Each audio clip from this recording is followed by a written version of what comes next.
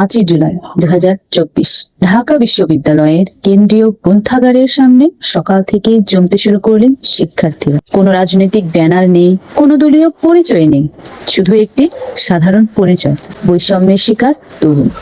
আনুষ্ঠানিকভাবে যাত্রা শুরু হলো বৈষম্য বিরোধী ছাত্র আন্দোলন। শিক্ষার্থীরা সুনির্দিষ্ট 3টি দাবি সামনে রাখলেন। প্রথমত, সরকারি চাকরিতে কোটা ব্যবস্থার আমূল সংস্করণ করতে হবে। দ্বিতীয়ত, মেধার ভিত্তিতে নিয়োগ নিশ্চিত করতে হবে।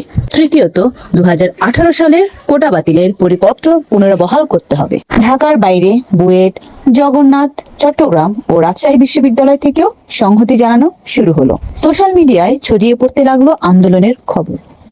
সবচেয়ে উল্লেখযোগ্য ছিল আন্দোলনের চরিত্র। কোনো পরিচিত ছাত্র নেতা এই আন্দোলনের মুখ নন, সাধারণ শিক্ষার্থীরাই এটি পরিচালনা করছিলেন।